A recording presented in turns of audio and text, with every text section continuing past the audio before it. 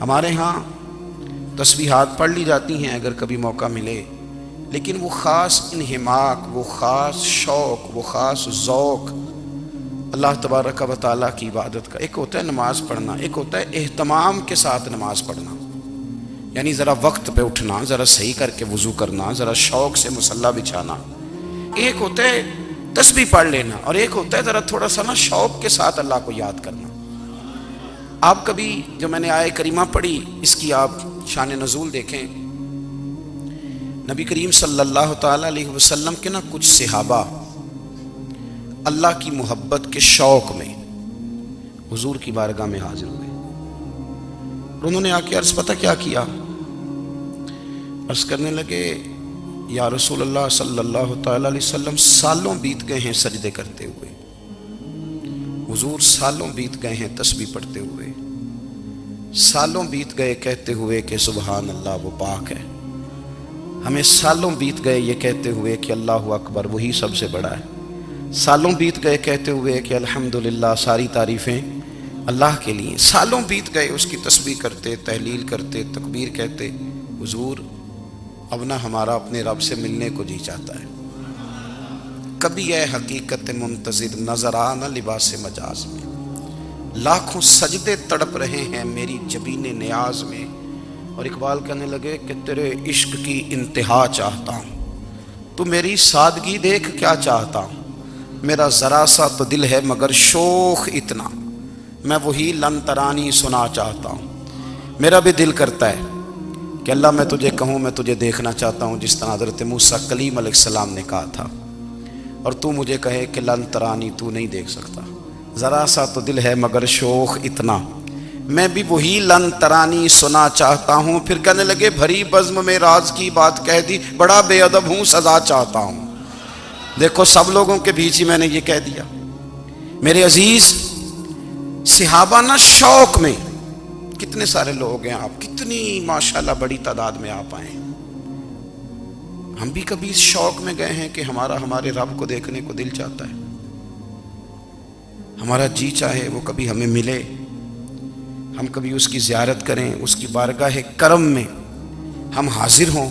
صحابہ نے عرض کیا یا رسول اللہ صلی اللہ تعالی وسلم ہمارا رب کہاں ہے، ہمارا نا اپنے رب کو دیکھنے کو جی چاہتا ہے۔ جب صحابہ نے یہ عرض کیا تو اللہ نے قرآن مجید نازل کیا، فرمایا وَإِذَا سَأَلَكَ عِبَادِي أَنِّي فَإِنِّي قَرِيبٌ، محبوب جب میرے بندے آپ کی بارگاہ میں آ کے میرے بارے میں پوچھیں نا تو ان سے کہہ دینا میں ان کے قریب ہی ہوں، قریب ہی ہوں۔ دلیل کیا ہے؟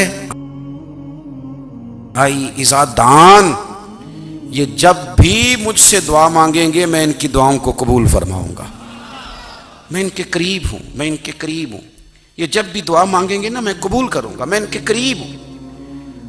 اللہ تبارک و تعالیٰ کے بندے اللہ سے محبت کرتے، رب کی بارگاہ میں جھکتے، اس کو اپنے دکھ سناتے، اس کے پیارے محبوب صلی اللہ تعالیٰ علیہ وسلم کا وسیلہ لے کے اس کے حضور حاضر ہو جاتے، پیشانیاں سجدوں سے روشن ہوتی۔ ہم نا ہر چیز کے لیے وقت نکالتے ہیں، ہر چیز کے لیے، لیکن عبادت کے لیے وقت نہیں نکالتے۔ ہر شے آباد ہے، ہر شے، ہماری فیس بک بھی آباد ہے، واٹس ایپ بھی آباد ہے، ہمارے ٹویٹر بھی آباد ہیں، ہماری ہر چیز آباد ہے، سب سے کم آباد ہمارا مصلی رہ گیا ہے، سب سے کم۔ وہ لوگ اب ڈھونڈنے سے ملتے ہیں جن کی بغل میں مصلی ہوتا تھا۔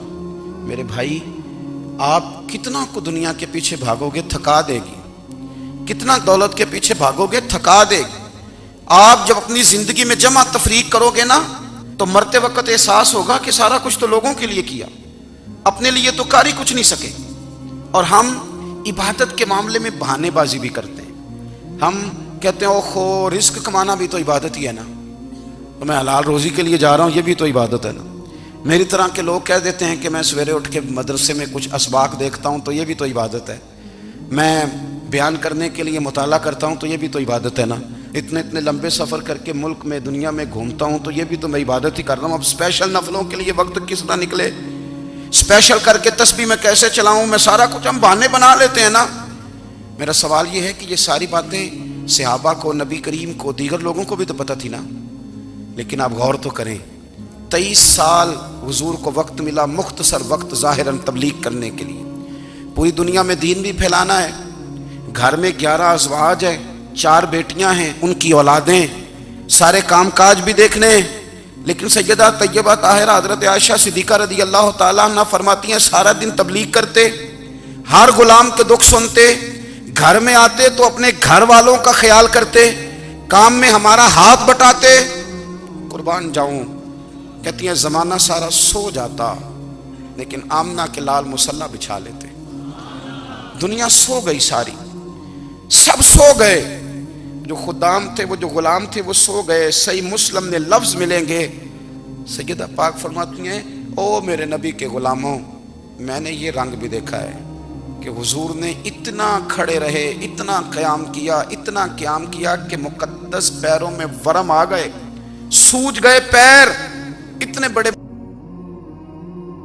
دل پہ ہاتھ رکھ کے نہیں بتا سکتا کہ میرے کبھی نماز میں پیر سوج گئے، کوئی نہیں بتا سکتا۔ بچوں کی روٹی کماتے تھک گئے، بات الگ ہے، ہم سیر کرنے گئے تو تھک گئے، بات الگ ہے، لیکن عبادت میں یہ بھی تو مسلم شریف ہے نا، یہ بھی تو دین ہے نا، یہ بھی تو حضور کی سنت ہے، یہ بھی تو وہ چیز ہے جو کریم کی آنکھوں کی ٹھنڈک ہے۔ سیدہ فرماتی ہیں پیروں میں ورم آ گئے، اور ساری رات ہی حضور نے نماز پڑھی اور ایک ہی آیت بار بار دہرائی۔ مسجد نبوی میں بلال حبشی نے فجر کی اذان دے دی اور حضور ابھی مصلی پہ تھے، کریم فارغ ہوئے۔ میں نے عرض کی یا رسول اللہ صلی اللہ علیہ وسلم، آپ کے تو صدقے اللہ اگلے پچھلوں کے گناہ معاف کرے گا، تو آپ اتنی آہوزاری کیوں فرماتے ہیں؟ آپ تو شفیع ہیں، آپ تو انبیاء کے امام ہیں۔ تو حضور نے فرمایا عائشہ تم نے گنوایا ہے نا میرے اللہ کی مجھ پر کتنی رحمت ہے، افلا اکونا عبدا شکورا، فرمایا اگر اس نے اتنی نعمتیں دی ہیں تو کیا میں اس کا شکر گزار بندہ نہ بنوں؟ میں شکر گزار بندہ نہ بنوں اس کا؟ پھر اگر اتنی نعمتیں اس نے دی ہیں، مجھے اتنا نوازا ہے، تو پھر میں اس کے سامنے سجدے نہ کروں؟ او میرے بھائی، بڑے قابل فخر لوگ ہیں ہم کہ ہم نبی پاک کے غلام ہیں، ہم قابل فخر ہیں کہ نبی کریم کے غلام ہیں۔ کیا کبھی اس غلامی کے شکرانے میں بھی 2 نفل پڑھے کہ یا اللہ تیرا شکر ہے تو نے ہمیں حضور کا غلام بنایا ہے؟ یاد رکھیں کہ اپنی روحانی زندگی کو آباد کریں، استغفار پڑھیں، تسبیحات کریں۔ حضرت عبداللہ ابن عمر رضی اللہ تعالیٰ عنہ حضرت عمر کے صاحبزادے ہیں، مکہ مکرمہ میں ان کی قبر ہے۔ میں نے جب انہیں پڑھا تو مجھے ان سے بڑا پیار ہو گیا، لیکن آپ کو پتہ ہے وہاں جا کے کسی شخص کا مزار تلاش کرنا یا پوچھنا ایک مشکل کام ہوتا ہے۔ تو ایک دفعہ میں مکہ شریف میں حاضر تھا، تو ایک گاڑی والا ڈرائیور مجھے کہنے لگا کہ مولانا میں آپ کو جانتا ہوں، مجھے آپ سے محبت ہے، ایک بات بتاؤں آپ کو؟ میں نے کہا بتاؤ۔ کہنے لگے حضرت عبداللہ ابن عمر کی قبر دیکھنی ہے۔ میں نے کہا یہ تو نہیں کہہ رہا، یہ کسی نے بندوبست کرایا ہے، یہ اللہ نے تیرے دل میں بات ڈالی ہے، یہ ہو گیا تو لے چل مجھے۔ حضرت عبداللہ ابن عمر کو نبی پاک نے فرمایا تھا راجل صالح، یہ نیک بندہ ہے، یہ متقی آدمی۔ حضرت عبداللہ ابن عمر رضی اللہ تعالیٰ عنہ سیدنا فاروق اعظم رضی اللہ تعالیٰ عنہ کے صاحبزادے ہیں، اور ان کی ہمشیرہ سیدہ حفصہ رضی اللہ تعالیٰ عنہ حضور کی زوجہ محترمہ ہے۔ ایک دن اپنی ہمشیرہ سے کہنے لگے کہ نبی کریم صلی اللہ تعالیٰ علیہ وسلم گھر میں آئے نا، اور اگر حضور غم امت میں پریشان نہ ہوں، طبیعت کو حشاش بشاش دیکھو، تو ذرا پوچھنا تو صحیح حضور کا میرے بارے میں کیا خیال ہے، پوچھنا تو صحیح کہ کریم کی بارگاہ میں میرا کیا مقام ہے، میرے بارے میں حضور کیا فرماتے ہیں۔ اب بہن کو کام بتائے اور بتائے بھی بھائی، اور پھر بہن وہ کام نہ کرے، یہ تاریخ میں ہوتا نہیں۔ حضرت عمر فاروق رضی اللہ تعالیٰ عنہ کی صاحبزادی ام المومنین رضی اللہ تعالیٰ عنہ فرماتی ہیں کہ میں تو بس منتظر تھی، انہوں نے تو کہا تھا نا کہ اگر تم حشاش بشاش دیکھو تو بات کرنا، لیکن حضور تشریف لائے، میری باری تھی، میرے گھر تشریف لائے، کھانا پیش کیا تو فوراً میں نے عرض کی حضور ایک بات پوچھنی تھی۔ تو حضور نے فرمایا پوچھئے۔ میں نے عرض کی حضور میرے بھائی عبداللہ ابن عمر کے بارے میں آپ کا کیا خیال ہے؟ نوجوانوں میری بات پہ غور کرنا، میرے بھائی کے بارے میں آپ کا کیا خیال ہے؟ تو نبی کریم صلی اللہ تعالیٰ علیہ وآلہ وسلم نے میری طرف دیکھا اور پھر حضور زیر لب تھوڑا مسکرائے، اور بریلی کے امام کہتے ہیں کہ حضور مسکرا دیتے تھے نا تو جو بڑا دکھی ہوتا تھا وہ بھی ہنس پڑتا تھا۔ اب سوال پیدا ہوتا تھا کہ پھر تو اس مسکراہٹ کے لیے انتظار کرنا پڑتا ہوگا کئی کئی مہینے کہ حضور مسکرائیں تو رونے والے ہنسیں تو اعلیٰ حضرت فرماتے نہیں، انتظار نہیں کرنا پڑتا، یہ مسکراتے رہنا تو حضور کی عادت ہے۔ جس کی تسکین سے روتے ہوئے ہنس پڑے اس تبسم کی عادت پہ لاکھوں سلام۔ یعنی یہ تو عادت ہے حضور کی مسکراتے رہنا، اس کے لیے انتظار نہیں کرنا پڑتا۔ بھائیو آپ خیال رکھیں گے، غور کریں گے، حضرت عبداللہ ابن عمر رضی اللہ تعالیٰ عنہ کے بارے میں پوچھا تو سیدہ فرماتی ہیں کہ نبی کریم صلی اللہ تعالیٰ علیہ وسلم نہ زیر لب مسکرائے اور فرمایا حفصہ تیرا بھائی ہے تو اچھا، لیکن میں نے سنا ہے کہ عشاء کی نماز پڑھتا ہے تو فجر تک سویا ہی رہتا ہے۔ او نوجوانوں، 10 بجے تک سونے کی بات نہیں ہوئی، 9 بجے تک سونے کی بات نہیں ہوئی، 11 بجے اٹھنے کی بات نہیں۔ حضور فرمانے لگے میں نے سنا ہے کہ عشاء کی نماز پڑھ کے سو جاتا ہے اور فجر تک سویا ہی رہتا ہے، اسے چاہیے کہ تہجد کے وقت اٹھا کرے، اللہ کی بارگاہ میں حاضر ہوا کرے، آہوزاری کرے، سجدے کرے، عبادت کرے، اٹھتا ہے اور فجر میں جا کے اٹھتا ہے۔ حضرت جناب حفصہ رضی اللہ تعالیٰ عنہ کہتی ہے میں نے جناب عبداللہ ابن عمر کو پیغام دیا اور میں نے کہا میرے جوان بھائی سن، نبی پاک نے فرمایا ہے تو اچھا پر تہجد میں نہیں اٹھتا، نفل نہیں پڑھتا۔ او میری ملت کے جوانوں، مزہ نہیں آ جاتا جب ساری دنیا سوئی ہو، ساری دنیا، اور بستر بھی گرم ہو اور نیند بھی پورا غلبہ کر رہی ہو، اور اچانک گھنٹی بجے دماغ میں، آنکھ کھلے، گھڑی پہ نظر پڑے، 3:30 4 بجے کا پیغام گھڑی بتائے، اور کوئی چڑھتی جوانی والا اٹھ کے وضو کرے، اور جب وہ مصلی کھول کے بچھائے تو مدینے والے محبوب کہتے ہیں کہ ہر نماز پہ رب ثواب دیتا ہے، اور جو اٹھ کے تہجد کی نماز پڑھے اسے دیکھ کے تو رب مسکراتا ہے، جو اس کی شان کے لائق ہے، جو اس کی شان کے لائق، وہ مسکراتا ہے، خوش ہوتا ہے کہ میرا بندہ تہجد میں اٹھ گیا، وہ مسکراتا ہے۔ کاش ہماری صبحیں کبھی اپنے مالک کے نام ہو جائیں، کاش کے صبحیں۔ حضرت ابو الحسن رحمۃ اللہ تعالیٰ علیہ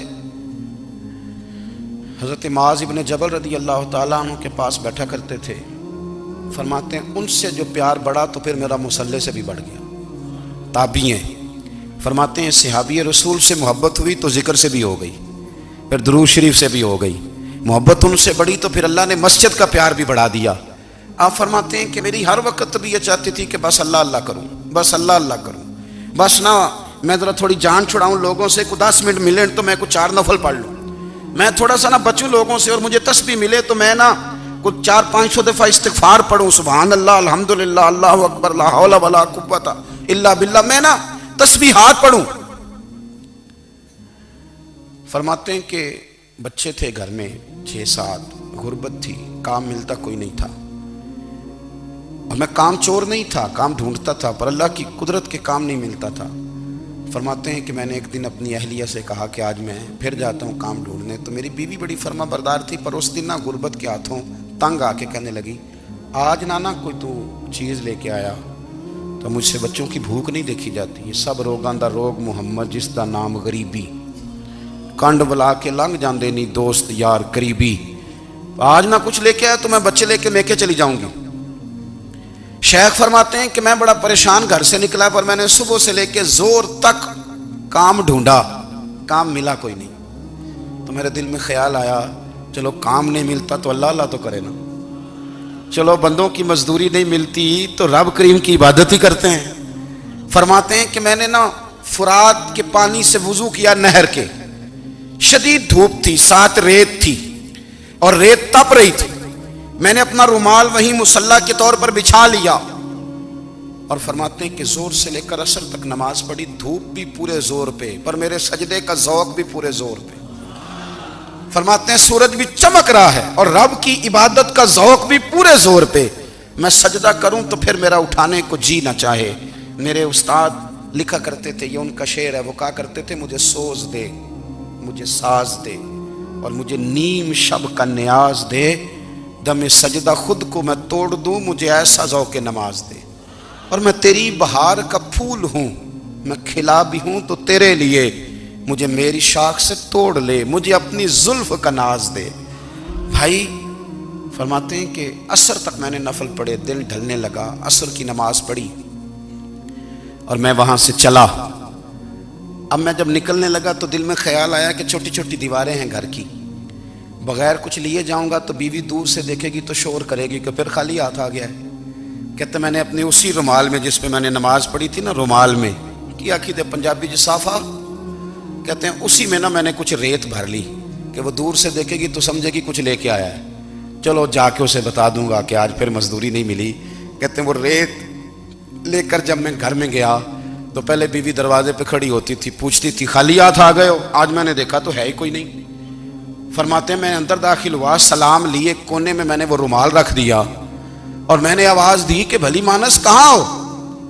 تو وہ کہنے لگی آپ منہ ہاتھ دھو لیں، میں روٹی لے کے آئی۔ میں نے کہا روٹی کہاں سے آ گئی؟ یہاں تو کئی دنوں کے فاقے، تو کئی دنوں کی غربت ہے، یہاں تو اس گھر میں تو فقیری ہے۔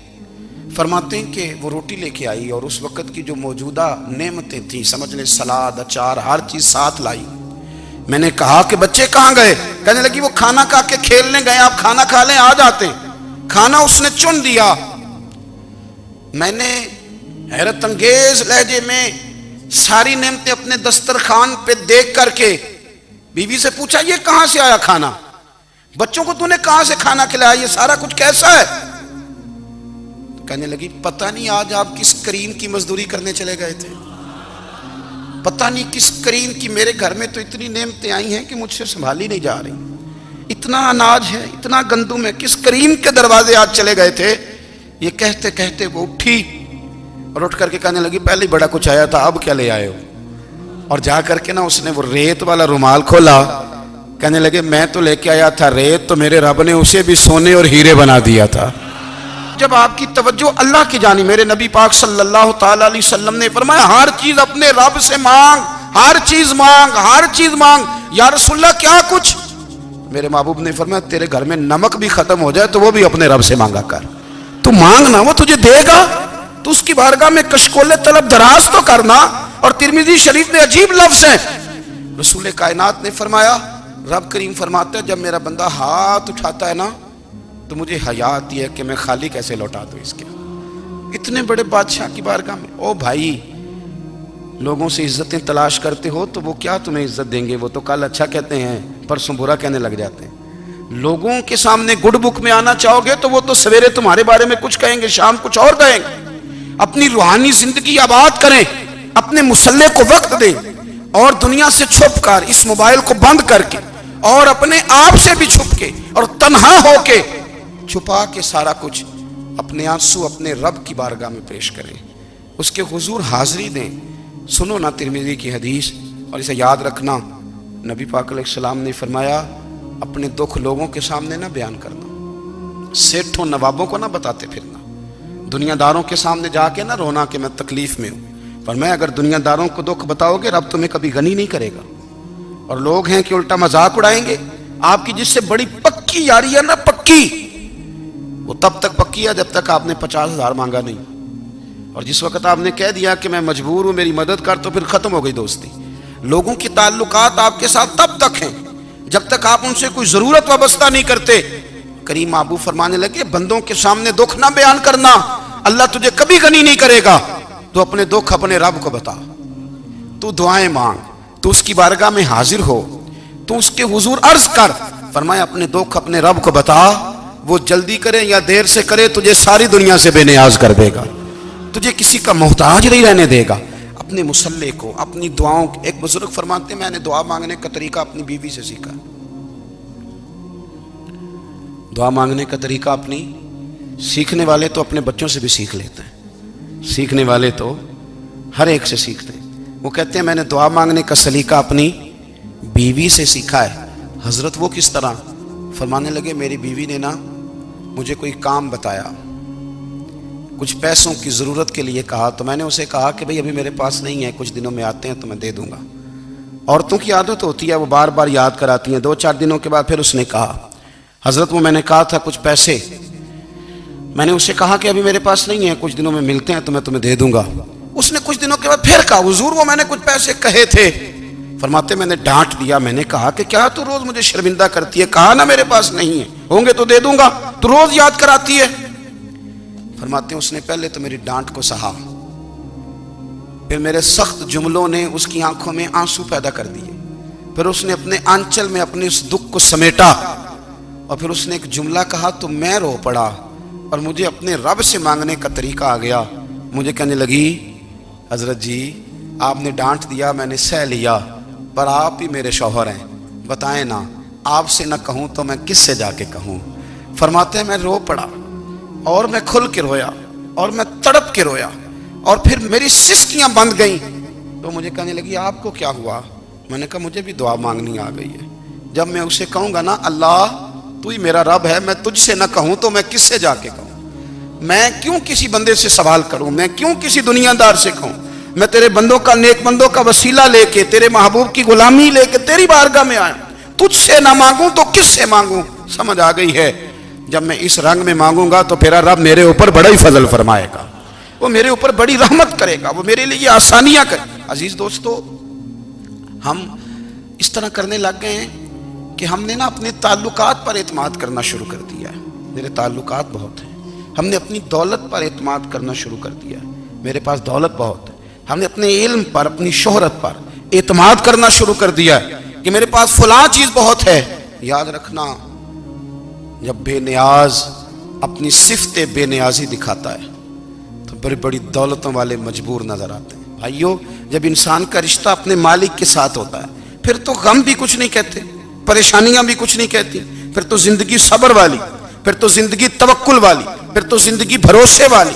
پھر انسان اپنے آپ کو رسوا نہیں کرتا، دنیا داروں سے امیدیں اس کی ختم ہو جاتی، امیدیں اللہ رسول سے لگا لیتا ہے، مضبوط ہو جاتا ہے، مضبوط، طاقتور ہو جاتا ہے، خوددار ہو جاتا ہے، باوقار، باعزت ہو جاتا ہے۔ حضرت بہلول دانا رحمۃ اللہ علیہ بیٹھے تھے تو ہارون رشید حج کر کے آ رہا تھا، تو رستے میں حضرت شیخ سے ملاقات ہو گئی تو السلام علیکم کے بعد کہنے لگا حضور کوئی حکم ہو تو بتائیے گا۔ تو حضرت بہلول دانا فرمانے لگے تیرا رب کون ہے؟ اس نے کہا اللہ۔ تو فرمایا میرا کون ہے؟ کہا اللہ۔ فرمانے لگے تو بڑا ہی بیوقوف ہے، کیا تو یہ سمجھتا ہے کہ رب ہارون رشید کو تو دے گا اور بہلول دانا کو بھول جائے گا؟ تیرا بھی وہی رب ہے، میرا بھی وہی رب ہے۔ اس نے اگر تجھے دے کے آزمایا ہے تو ہو سکتا ہے مجھے نہ دے کے آزما رہا ہو۔ جب اس کی حکمت کے تقاضے ہوں گے تو عطا کرے گا اور دے گا، تو جا اپنا کام کر۔ بھائی، اپنی روحانی زندگی، اپنی عبادات، اپنے وظائف، اپنے روزمرہ کے معاملات، اپنی دعائیں، اپنا استغفار، دیکھو کوئی مشکل کام تو نہیں۔ 2 رکوع ہیں سورہ واقعہ کی، اگر رات کو پڑھ لی جائے تو میں کس طرح یہ بات بیان کروں کہ تعویذ بانٹنا آسان ہے اور وظیفہ بتانا مشکل ہے۔ سارا دن تعویذ بانٹیں تو لوگ لینے کو تیار ہیں، اور اگر آپ وظیفہ بتائیں تو کہتے ہیں تو مشکل کام ہے۔ او خدا کے بندے، اگر آپ کا تعلق قرآن پاک کے ساتھ مضبوط ہو، قرآن پاک کے ساتھ اگر آپ کا رشتہ ہو، لوگ سفارشیں ڈھونڈتے ہیں نا دنیا میں، کوئی تعلق مل جائے تو میرا کام ہو جائے۔ دنیا میں اتنا مشکل معاملہ ہے، آخرت میں مجھے بتائیے گا کتنا مشکل معاملہ ہوگا۔ میرے نبی پاک صلی اللہ تعالیٰ علیہ وسلم نے فرمایا جو لوگ سورہ ملک پڑھا کرتے تھے نا، سورہ ملک، یہ سورت ملک قیامت میں ان کی سفارش کرے گی، اور اس طرح کرے گی کہ کہے گی اے اللہ یہاں اس بندے کو جنت میں داخل کر دے یا مجھے قرآن پاک سے علیحدہ کر دے۔ تو رب فرمائے گا جا اس کا دامن تھام کے اسے جنت تک پہنچایا۔ آپ بات کو سمجھیں، جب آپ کے تعلقات اپنے معاملات کے ساتھ مضبوط ہوں گے، یہ نبی کریم نے وعدہ کیا ہے کہ تو سورت واقعہ پڑھ تیرے گھر میں فاقہ نہیں آئے گا۔ حضرت عبداللہ ابن مسعود رضی اللہ تعالیٰ عنہ بیمار تھے تو حضرت عثمان غنی رضی اللہ تعالیٰ عنہ تیمارداری کے لیے تشریف لے گئے اور جا کر کے کہا کہ آپ بڑے بیمار ہیں، آپ کی بیٹیاں زیادہ ہیں، میں چاہتا ہوں کہ خزانے میں سے کچھ مدد کروں۔ تو سیدنا عبداللہ ابن مسعود رضی اللہ تعالیٰ عنہ اٹھ کے بیٹھ گئے اور کہنے لگے امیر المومنین، اللہ آپ کو میری طرف سے، میری بیٹیوں کی طرف سے بہتر صلہ دے، میری بیٹیوں کو کسی خزانے کی ضرورت نہیں، میں نے انہیں خزانہ دے دیا ہے۔ کہا جناب آپ نے کون سا خزانہ دیا ہے؟ میں آپ کے مالی معاملات کو جانتا ہوں۔ تو فرمانے لگے امیر المومنین، میرے نبی کریم نے فرمایا ہے جو سورت واقعہ پڑھے اسے کبھی فاقہ نہیں آتا، میں نے بیٹیوں کو یاد کرا دی ہے، یہ خزانہ میں نے انہیں دے دیا ہے۔ وہ سارے والدین سنیں جو بیٹیوں کے لیے پریشان رہتے ہیں۔ حضرت عبداللہ ابن مسعود نصیحت کر رہے ہیں، فرمانے لگے میں نے سورت واقعہ یاد بھی کرا دی ہے، پڑھنے کی عادت بھی ڈال دی ہے۔ حضور نے فرمایا ہے جو سورت واقعہ پڑھے اس سے فاقہ نہیں آتا۔ کہنے لگے چاند تو اپنی جگہ چھوڑ سکتا ہے، سورج گر سکتا ہے، تارے ٹوٹ سکتے ہیں، پر مدینے والے رسول کی بات غلط نہیں ہو سکتی۔ حضور نے فرمایا فاقہ نہیں آئے گا تو انشاءاللہ کبھی بھی نہیں آئے گا۔ کرنے کا کام یہ ہے کہ ہم اپنے معاملات، اپنی عبادات، اپنی دعائیں کبھی 10 منٹ عادت ہو جائے نا دعا مانگنے کی علیحدہ سے رات کو. حضور نے فرمایا جو فرض نماز کے بعد دعا مانگے اللہ اس کی قبول کر لیتا ہے. نبی پاک صلی اللہ تعالیٰ علیہ وسلم نے فرمایا اللہ مسافر کی دعا قبول فرماتا ہے. حضور نے فرمایا اللہ مظلوم کی دعا قبول فرماتا ہے. حضور نے فرمایا بیمار سے دعا کراؤ اللہ اس کی دعا قبول فرماتا ہے. میرے نبی پاک نے فرمایا ماں باپ جب بھی اولاد کے لیے ہاتھ اٹھائیں، ویسے تو بلے شاہ تو آسمانی اڈدیاں ہی پھڑ دیں، جڑا گھر بیٹھا انہوں بڑھیا ہی نہیں. حضور فرمانے لگے ماں باپ جب بھی اولاد کے لیے دعا فرمائیں اللہ ان کی دعا کو قبول کرتا ہے. آپ اپنا تعلق بنائیں دعا کے ساتھ، عبادت کے ساتھ، مصلی کے ساتھ رشتہ بنائیں، استغفار پڑھیں. صلاح الدین ایوبی صلیبی جنگوں میں تھے، رات کو مسجد اقصیٰ میں نماز پڑھی تو پریشان تھے. ایک بزرگ سے ملاقات ہوئی تو وہ کہنے لگے کہ آپ بڑے پریشان ہیں. کہنے لگے حضور پریشان اس لیے ہوں کہ پہلے ہی مسلمان کمزور ہے، اب میں نے سنا ہے دشمن کا ایک بحری بیڑا وہ جنگی سامان سے بھرا ہوا آ رہا ہے، تو اب ان کے پاس اور تلواریں اور نیزے آ جائیں گے، مسلمانوں کے پاس پہلے ہی وسائل کی کمی ہے، پریشان ہوں کس طرح کر کے مقابلہ کریں گے. یہ بات کہتے ہی صلاح الدین ایوبی نے بزرگوں سے کہا حضور آپ بھی دعا کرنا، دعا کی بڑی طاقت ہے. میرے نبی پاک نے فرمایا دعا مومن کا ہتھیار ہے، دعا مومن کا، دعا مومن کا. حضور نے فرمایا تقدیر کو سوائے دعا کے کوئی چیز نہیں بدل سکتی. دعا مومن کا ہتھیار ہے، یہ کافر کے پاس کوئی نہیں، یہ ہتھیار ہے مومن کا. اللہ کرے آپ کو سمجھ آئے. پھر سنیں کئی بار کہہ چکا ہوں یہ ہتھیار ہے.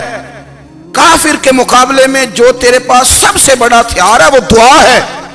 دعائیں کرانی چھوڑ دی، کرنی چھوڑ دی، لینی چھوڑ دی. حضرت سیدنا انس بن مالک رضی اللہ تعالیٰ عنہ فرمایا کرتے تھے میں نے وہ رنگ دیکھا ہے جب حضور دعا مانگتے تھے اور حضور کی مقدس آنکھوں میں آنسو بھی ساتھ ہی بہا کرتے تھے. میں نے وہ انداز دیکھا ہے. تو صلاح الدین ایوبی بزرگ سے کہنے لگے آپ بھی دعا کیجیے، اور خود رونے لگے اور سر سجدے میں رکھ کے رونے لگے اور عشاء سے لے کر فجر تک روئے، خوب روئے. صبح وہ بزرگ آئے تو صلاح الدین ایوبی کا خوبصورت اور ہنستا ہوا چہرہ دیکھا. کہنے لگے آپ بڑے خوش ہیں، رات تو میں نے بڑے روتے ہوئے دیکھا تھا. تو کہنے لگے حضور وہ جو بحری بیڑا آ رہا تھا نا وہ پانی میں ڈوب گیا ہے، اب وہ نہیں آ رہا، ابھی خبر آئی ہے تو میں بڑا خوش ہوں. بزرگ کہنے لگے اٹھ سینے سے لگ، اور سن ایک بات، وہ بحری بیڑا پانی میں نہیں ڈوبا، وہ تیرے آنسوؤں میں ڈوب گیا ہے. وہ جو تو رات رویا ہے نا رب کریم کی بارگاہ میں تو وہ ڈوب گیا ہے. بھائی اپنا مصلی کا، عبادت کا، وظائف کا، اللہ کا سلسلہ اس کو مضبوط کریں، اپنی دعاؤں کے تعلق کو مضبوط کریں. دعائیں بڑے انقلاب برپا کر دیتی ہیں. ہم تھوڑے نا جب سے خشک ہوئے ہیں نا، خشک، اور میری تو جماعت ہی صوفیاء کی جماعت تھی. ہم تو داتا علی اجمیری کی جماعت سے، ہم تو خواجہ اجمیری کی جماعت سے، ہم تو شیخ احمد فاروق سرہندی کی جماعت سے، ہم تو صوفیاء کی جماعت. ہماری جماعت نے بھی وہ تعلق جو ہمارے بزرگوں نے بنایا تھا. بزرگ اللہ کے قریب کیسے جاتا ہے؟ تو ہمارے یہاں نا بہت سارے لوگ کہتے ہیں جی نظر ہو گئی تو کام ہو گیا. بھائی جو بخاری مسلم میں طریقہ ہے نا اللہ کا قرب پانے کا وہ تو نفل ہے. نبی کریم علیہ السلام نے فرمایا بندہ نفلوں کے ذریعے رب کے قریب جاتا ہے، اور اتنا قریب جاتا ہے کہ پھر اللہ اس کی زبان بن جاتا ہے، اللہ اس کی آنکھیں بن جاتا ہے، کان بن جاتا ہے، ہاتھ اور پیر بن جاتا ہے. تو یہ تو عبادت ہے، یہ تو اللہ کی بارگاہ کی حاضری ہے جو آپ کو اللہ کے قریب کرے گی. تو اپنے نماز کو اہمیت دے کے ادا کریں، نمازیں موبائل بند کر کے ادا کریں. لیکن نا کچھ لوگ کہتے ہیں مجھے ٹائم نہیں ملتا نماز کا. تو میں کہتا ہوں یہ آپ نے بڑی جرت کی بات کی ہے. مجھے کو میرا پیر بھائی کہہ دینا میرے پاس ٹائم نہیں آپ کو ملنے کا، تو میں کہتا ہوں آج کے بعد آنا ہی نہ. تو کیا سمجھتا ہے تو بہت بڑا آدمی ہے، تیرے پاس ٹائم نہیں ہے اور ہمیں ملنے کا ٹائم، موج کر. تو آپ نے اللہ رسول کو کہہ دیا ٹائم نہیں. اور عجیب فلسفہ ہے نا، کہا جائے نماز پڑھنے آؤ تو کہتے ہیں کپڑے ٹھیک نہیں، اور کہا جائے کہ آؤ ذرا دعوت پہ چلیں تو کہتے ہیں 1 منٹ ٹھہر میں کپڑے بدل کے آیا. نماز کے لیے کہا تو کہتا ٹھیک نہیں، دعوت کے لیے کہا تو کہتا میں ذرا تیاری کر لوں، یوں جانا مناسب نہیں. یہ معاملہ ٹھیک نہیں. رب تو فرماتا ہے کہ جب تم مسجد میں آ تو زینت اختیار کر کے آ، خوب ذوق سے دعا مانگیں، خوب شوق سے نماز پڑھیں، خوب استغفار کا مزاج بنائیں. آپ لوگوں کے بیچ رہ کے سکھ حاصل کرنا چاہتے ہیں، لیکن آپ کو پتہ ہے کئی مہینے غار ہرا میں رہنا بھی مدینے والے محبوب کا طریقہ ہے. ہر سال اعتکاف بیٹھنا الگ سے، یہ بھی حضور کا طریقہ ہے۔ مسجد نبوی کے اندر دروازہ کھلتا تھا نبی کریم کا، پر گھر کے اندر نفل پڑھے نبی پاک نے۔ اور حضور فرماتے ہیں کچھ نفل نماز گھر میں بھی پڑھا کرو، گھر کو قبرستان نہ بناؤ۔ ہمارا گھر اللہ کے ذکر سے آباد ہوگا۔ اگر ہم نماز پڑھیں گے نا، میں جب سنت پڑھنے کے لیے گھر میں کھڑا ہوتا ہوں تو میرا جو 2.5-3 سال کا بیٹا ہے نا، وہ بھی میرے ساتھ نماز پڑھنی شروع کر دے۔ اسے پتہ کوئی نہیں نماز کیا ہوتی ہے، لیکن وہ بھی نا سجدہ نہ بھی کرنا ہے تو ساتھ لیٹ ضرور جاتا ہے۔ پتہ چلا بچے لیکچر دینے سے نماز نہیں پڑھتے، نماز شروع کر دیں تو بچے بھی شروع کر دیتے ہیں۔ ہم جب پریشان ہوتے ہیں تو لیکچر دیتے ہیں، تو لیکچر تو باہر شاید چل جائے، گھر میں کیسے چلے گا؟ گھر میں تو عمل چلے گا۔ تو میرے عزیز، آج کے اس روحانی اجتماع میں ہمارے دوستوں نے جو محنت کی، ہم نے بار بار اپنی نیت سے پوچھا، خدا ہمیں معاف کرے اگر کوئی ذاتی شہرت ہے، کوئی ہمارے ذاتی مفادات ہیں، رب ہمیں ہدایت دے۔ ہماری یہ خواہش تھی کہ روحانی اجتماع ہمیں تھوڑا سا اللہ اور اس کے رسول کے جانب مائل کرے، کچھ ہمارا رشتہ مصلی کے ساتھ مضبوط کرے۔